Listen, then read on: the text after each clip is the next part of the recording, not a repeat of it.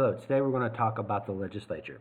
This is where all the true power lies inside our federal system. We have a lot of slides to cover, so this will take a while today. So, first of all, the Congress is supposed to be the most powerful of our government, and so we're going to talk about institutional powers and how things are supposed to work. All power of legislation and spending is actually vested in Congress. No bill and no spending measure is ever supposed to start anywhere else. So if a president ever tells you that he is going to change taxes or that he is going to increase spending on infrastructure, he's actually lying to you, because Congress is the only body that actually has the power to do either of these things. Article 1, Section 1 says, all legislative powers shall be vested in Congress of the United States, which shall be composed of a Senate and a House of Representatives. In other words, the buck stops here. If you don't like federal policy, Congress is to blame, not the president. Americanists will argue that this is not the case, but if you compare our system to other systems, our legislature is the most powerful body of government. Most legislatures only give voice to the will of the people. The prime minister actually does the legislation. He actually creates the laws. In the United States, the president and Congress split representative power. Remember that national, state, and local split we talked about? But the legislature has the sole ability to create legislation. It's upheld by the SCOTUS, the Supreme Court of the United States, during the New Deal rulings, and over Obamacare changes made by the president. So why did they give legislature all of the power? Well, Congress has 335 members. If the power of each individual is therefore 1/335th of all the power of Congress. If we divide up the power this many ways, how likely is it that one person can actually abuse this power? And the more powerful you become in the legislature, the less likely you are to become elected to the House of the office of the president. Only one Speaker of the House has ever actually been president. That was James Polk. It's kind of like being elected to the Cardinal Dean at the Vatican Conclave. He's the person who actually leads the group that is electing the Pope. And if you're ever elected the Cardinal Dean, by default, you're not allowed to be Pope. Being the Speaker of the House is kind of the same thing. If you're ever the Speaker of the House, you're probably never, ever, ever going to become president. The book will argue that legislative power is actually exercised by the bureaucracy and the executive. However, the bureaucracy can only create rules used to enforce legislative action. Congress has the ability to oversee these rules and overturn these rules with a simple act of Congress. The executive can create orders which have the same type of power as a legislative rule, but it can only be used when the president is given explicit power to define in the Constitution or when Congress is given him permission to do so through legislation. Executive orders are so weak that they're overturned by any act of Congress whatsoever.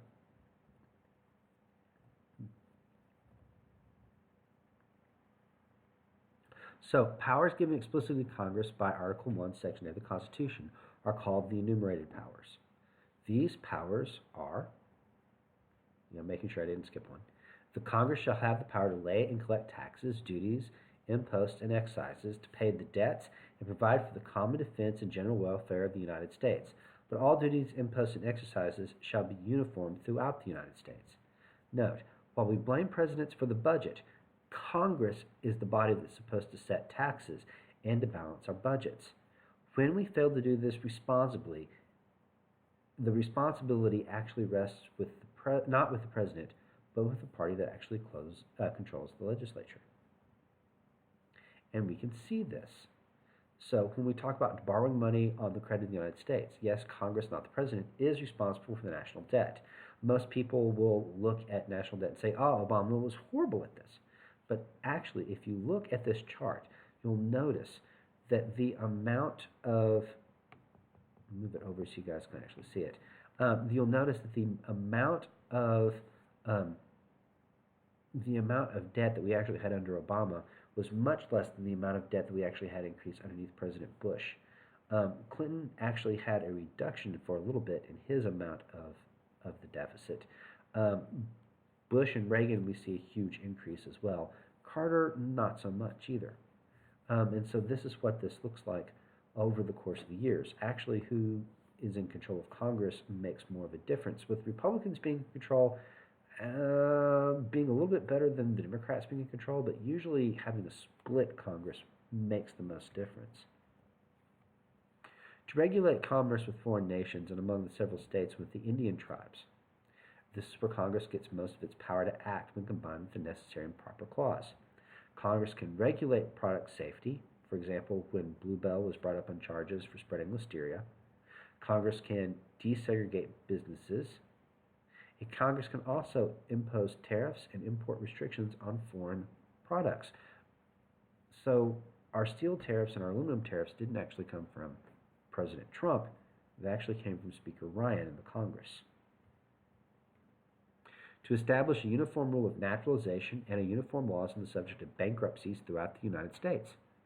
Congress is supposed to create laws concerning the naturalization of citizens, in other words, citizenship. Note, Trump's promises they made and the other promises that were made were largely empty because no president actually has the power to change congressional law. Only Congress can act on immigration, and that's one of the things that Trump has actually discovered that has really, really frustrated him. The second part, well, this is why you have to go to the federal court to file for bankruptcy if you're a business. To coin money, regulate the value thereof for foreign coin, and to fix the standard of weights and measures. To coin money, Congress created the mint. It's illegal in the United States for any entity other than the mint to create money. For example, in Atlanta, Georgia, the city decided it would create money for the homeless population to spend around town. The mayor and the city council was actually brought up on charges by the Secret Service because they violated this aspect of the Constitution. To regulate the value of money, we initially had gold standard, but there's not enough gold on the planet to back the amount of money we have in circulation. If we went on the gold standard, inflation would be horrendously high, and no one would have any money of any value whatsoever. To fix this, we're now on a floating system where the market determines the value and exchange rate of dollars. This means the dollar is basically set based on the production of the average American worker. Weights and measures are standardized and regulated by the USDA. We established post office and post roads. Post offices were created under the Articles of Confederation, but this allowed for the maintenance of those post offices under our current government. Currently, the post office is one of only two branches of our bureaucracy that actually puts money back into the U.S. budget year after year. Post roads are roads used to send post and have become the modern highway system. So this is where the federal highways actually are in the Constitution. To promote the progress of science and useful arts, by securing for limited times on authors and inventors the exclusive right to their respective writings and discoveries. This is the patent and copyright clause. Inventors can apply for a patent and gain the sole use of an invention for 20 years. This has become controversial, though, because you can also apply for a patent for an idea without actually inventing a product. This has called investors to shy away from investing in tech because there are lots of offices that are now called patent troll offices, where people will invest in a patent on an idea but not actually produce a product and wait for someone else to produce the product and then take money away from them. Copyright gives an author or an artist sole use of their work for duration of the author's life, plus 70 years. To constitute tribunals inferior to the Supreme Court. Courts can be created by Congress at any time. These courts' jurisdictions, both geographically and policy-wise, are set at creation by Congress. To define and punish piracies and felonies committed on the high seas and offenses against the law of nations. Piracy is a federal crime. It always has been. And cruises from Galveston that allow prostitution and gambling to avoid state charges actually place their customers at a greater risk because now that they're doing it on the high seas, they're actually breaking federal law. The Coast Guard was created to enforce these laws and to stop piracy and felonies committed on the high seas. Note, though, the sniping of the Somali pirates who took the U.S. captain hostage was done under this clause. To declare war, grant letters of marque and reprisal, and make rules concerning captures on land and water. Only Congress has the power to declare war. The President can send troops, but only Congress can declare war. This becomes very important later on when we talk about the President. Congress can also issue a letter making someone a legal pirate. before we had a active navy, we used this to actually wage war on the high seas against Britain, France, and other countries. Congress can also issue a letter placing a bounty on any pirate's head.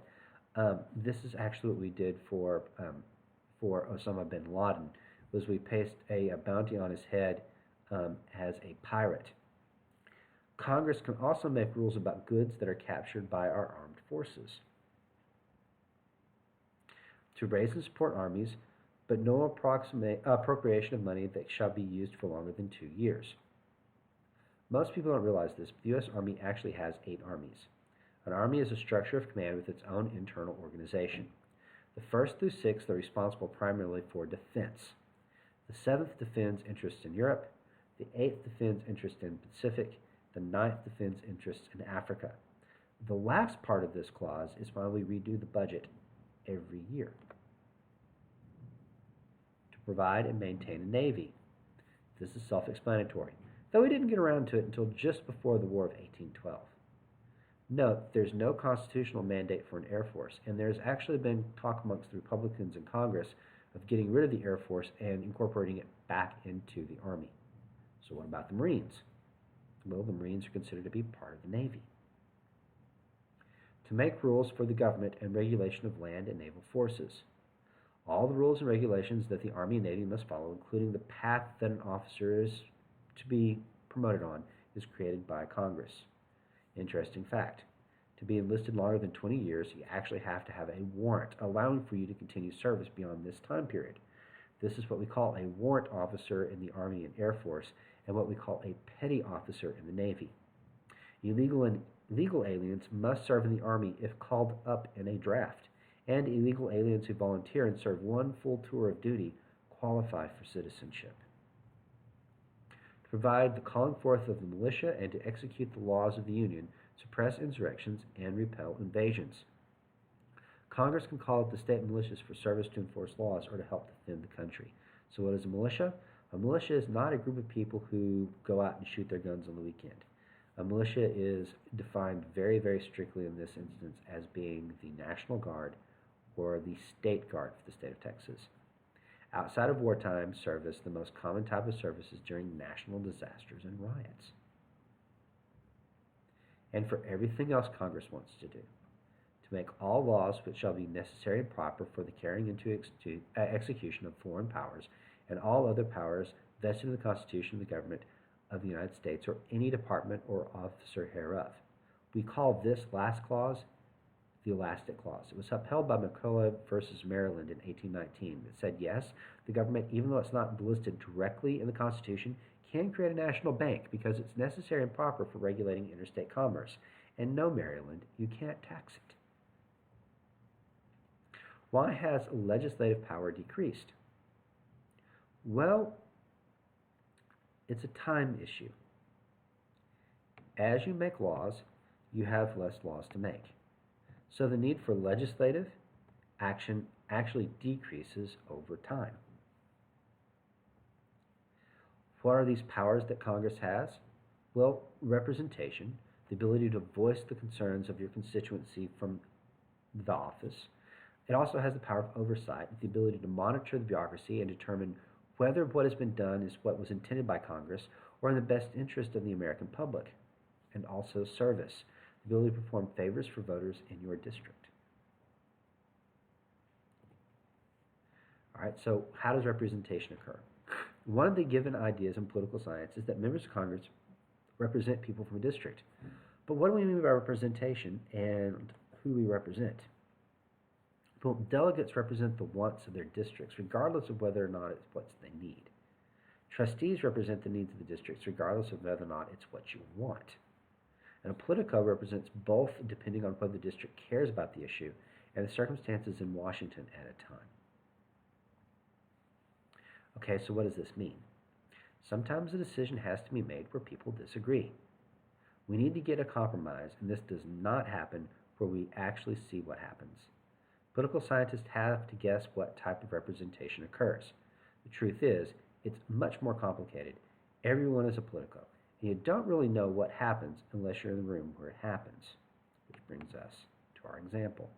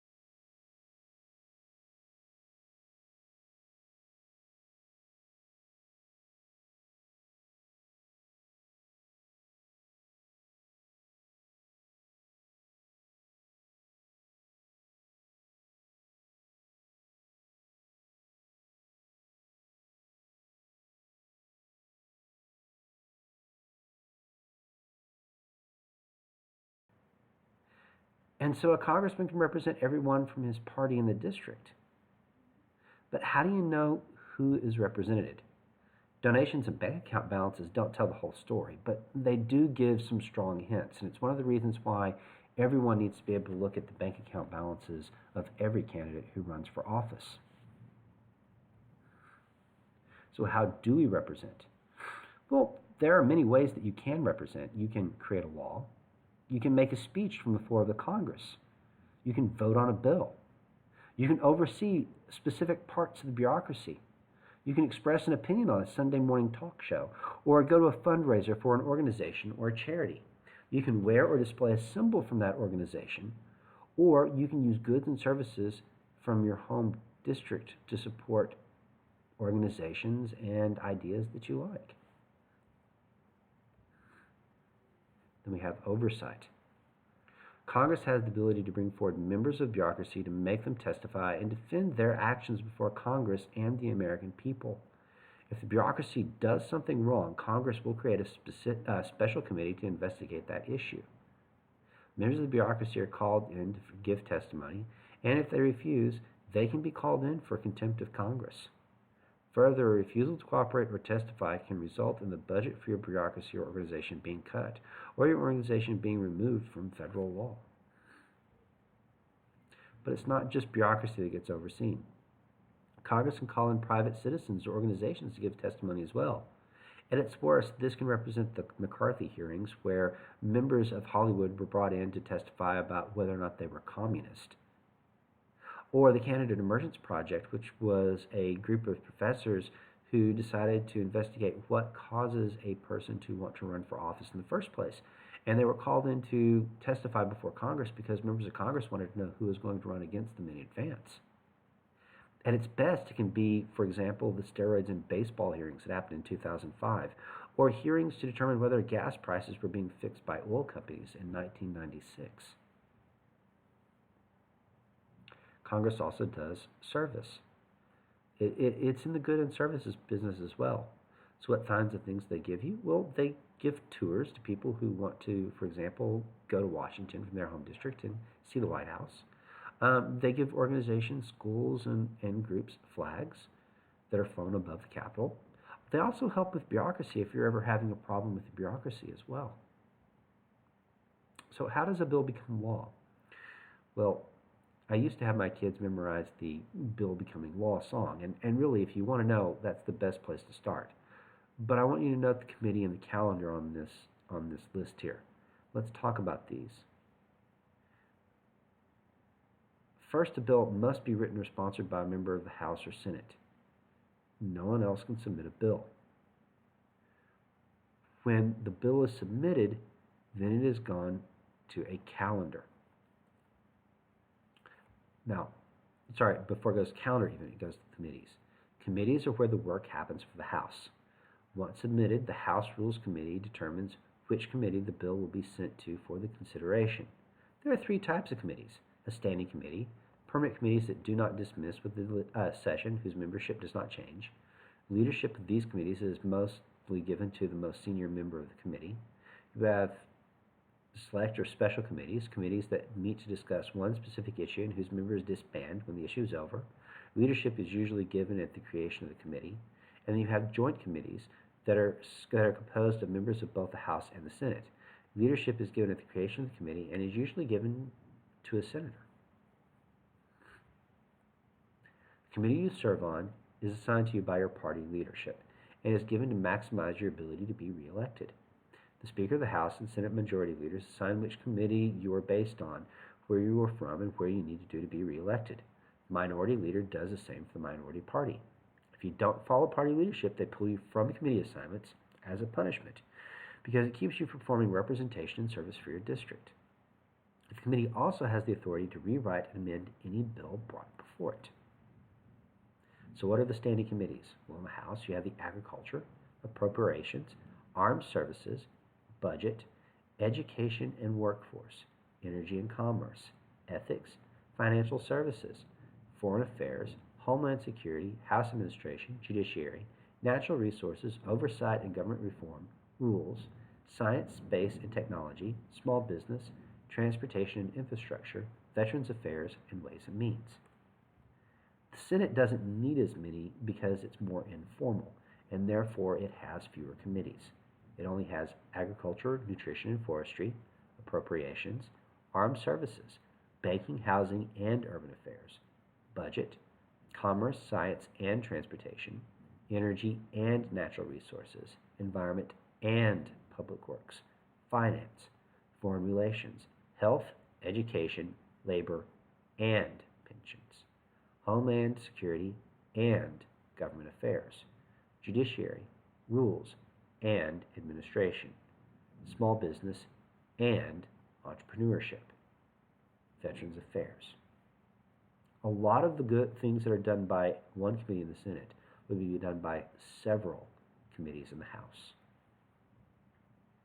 So what are the differences between the House and the Senate?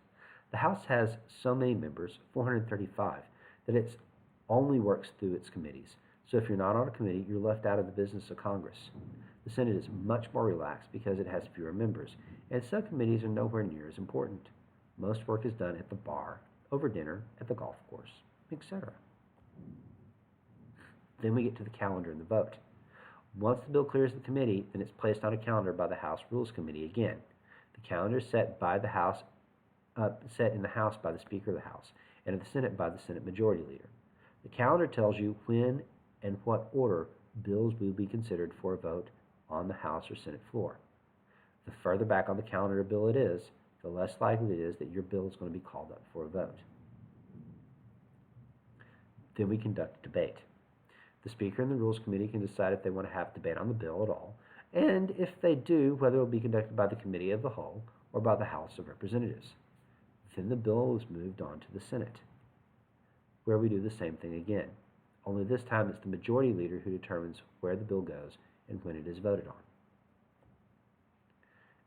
Then, if it passes both houses, then we're in the exact same, the bill goes on for the President to sign.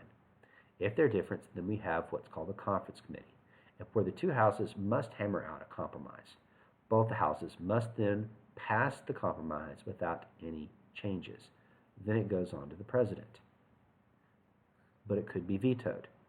More on how vetoes work when they do the President in about 2 weeks. But if it's vetoed, then Congress can override with a 2/3 vote. In the modern era, there's no party that has more than 67% of the seats in both houses. This is next to impossible. So what about leadership in Congress?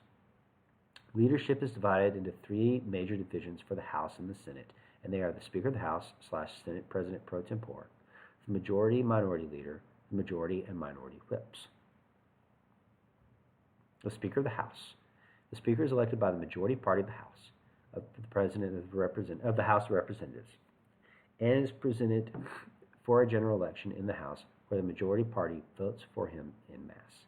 It does not have to be a member of the House, but everyone so far has been. Sworn in by the Dean of the House of Representatives, he is usually the most powerful person in the legislature. He is the head of his party. He voices the party platform if the president is from the other party. He appoints 9 of the 14 members to the Rules Committee. He determines which bills will be heard by which committees. He presides over the joint sessions of Congress and the State of the Union address. He is second in line to be the president if the president dies while in office, and he determines who will be on what committee in the House of Representatives. The president pro tempore is the presiding officer of the Senate. Well, let me get to that. The vice president is actually the presiding officer of the Senate, but for national security reasons, he cannot be in Washington when the president's in Washington. The reason for this is we don't want it so that a bomb can take out both people at the same time. So the vice president is often sent elsewhere while the president is in Washington. The president pro tempore takes office when this happens. This title is honorarily more than anything. Storm Thurmond was actually given this post to help keep an eye on him during his last days in office because his Alzheimer's was so bad that he would wander away if he ever left the Senate floor. As long as he was in the Capitol building, he had spent so much time there throughout his life, he knew where he was at. But if he ever left the Capitol building, he would get lost. And so they made him the Senate President pro tempore so that he would be on the C-SPAN camera. And they would have someone watching the C-SPAN feed, one of the interns, and then whenever he would get up to go to the bathroom, they were there to follow him to make sure that he could get back. Now, I want you to notice something. This office is considered so unimportant that it was basically used as a babysitting service for 2 years for an old man who had Alzheimer's. Majority Leader. Duties are usually assigned by the Speaker. However, responsibility for campaigning for their party's members. The Speaker is responsible for making sure policy is passed. The Majority Leader in the House is responsible for making sure that people win re-election. They also go places where the Speaker can't go. In the Senate, this position has the power and responsibilities of the Speaker of the House and the House of Representatives. A minority leader leads a minority party and helps stand up for the rights of the minority party and engages in the following strategies. He can cooperate. The minority leader can support and cooperate with the majority party, building winning coalitions from the floor if he agrees with the majority party. He can do inconsequential opposition. Minority leader offers opposition, but it's of marginal significance, typically because a minority is so small in the House. They can withdraw. The minority party can choose not to take a position on an issue, perhaps of inter-party divisions. You can have partisan opposition. This is when the minority party offers strong opposition to majority party initiatives, but does not counter with policy initiatives of their own.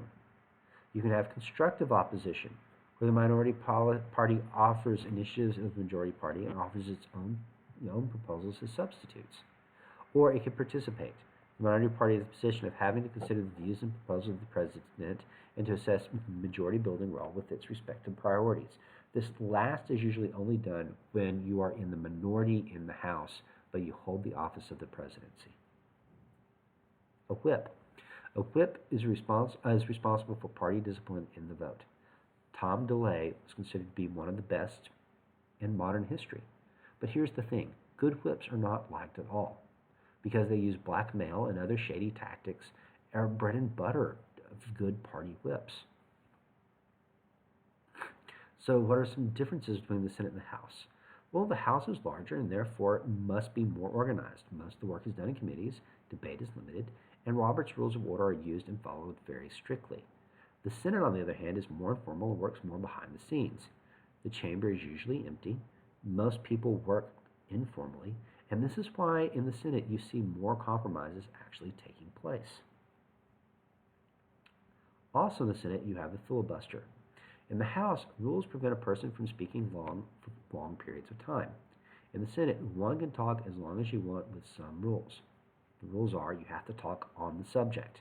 You cannot surrender the floor or your turn is over. And you cannot surrender the floor for a question. It's not very effective, but it makes for very, very good political theater. So, why don't we see more cooperation? Well, first remember that we're not supposed to get cooperation. Things are supposed to be slow and ponderous. Second, remember that the purpose of the party out of power is to oppose what the party in power does. But it does happen. For example,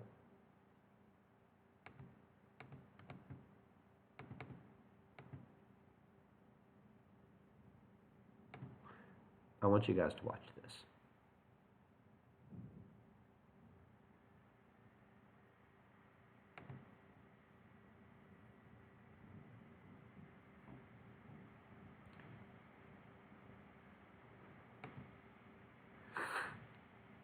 We're no strangers to love. You know the rules, and so do I. A full commitment's what I'm thinking of. You wouldn't get this from any other guy. I just want to tell you how I'm feeling. Make sure you understand. I'm never going to give you up. I'll never let you down. We're not going to run around and desert you. Never gonna make you cry. Never gonna say goodbye. Never gonna tell a lie and hurt you. We've known each other for so long. Your heart's been aching. But you're too shy to say it. Side we both know. What's been going on? We know the game, and we're going to play it. If you ask me, how I'm feeling about this. Don't tell me you're too blind to see. Never going to give. We're never going to let you down. We're not going to run around and desert you. Never going to make you cry. Never going to say goodbye. I won't tell a lie. And hurt you. Never gonna give you up. Never gonna let you down. We're not going to run around and desert you. Ooh. Never going to give you up. Never going to give you up. Ooh. Never going to give. Never going to give. You up. We've known each other for so long. Your heart's been aching. But you're too shy to say it. Side we both know. What's been going on? We all know the game. And we're going to play it. I just want to tell you how I'm feeling. Make sure you understand. Never going to give. Never going to give. Never going to give. Never going to give. I'm never going to give you up. Never gonna give you up. Never gonna let you down. Never gonna roll around and desert you. Never gonna make you cry. Never gonna say goodbye.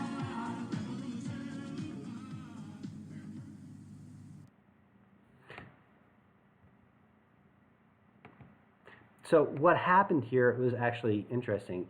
Just to show that they could cooperate, the state of Oregon, Republican and Democrats got together and they rickrolled the entire state by putting the lyrics to Never Gonna Give You Up inside of all their speeches that they were making, that they were debating on the floor that day. Yes, before anyone says they shouldn't be playing around like this, every single bill did pass. So how does the public view Congress? Well, they hate it. If you look at Gallup polls, how we look at Congress ever since 1975, you find that 84% of Americans these days disapprove of Congress.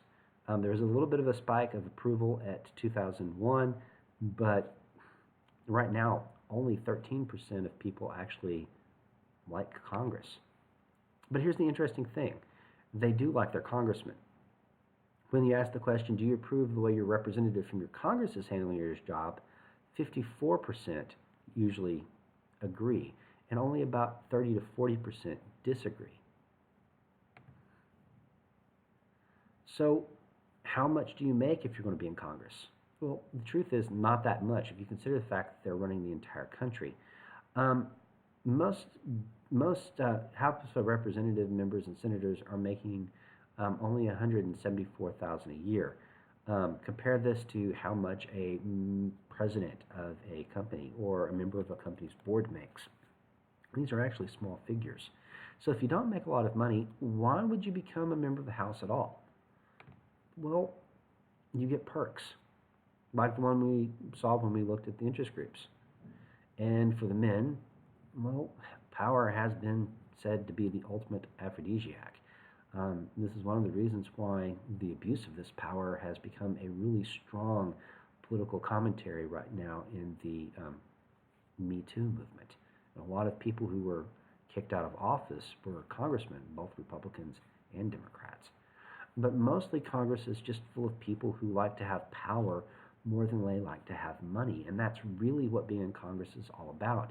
A person who is in Congress has lots and lots of power, but they have very little money at the end of their career to show for it. Well, this is Congress, and I hope you've enjoyed this. Have a good day.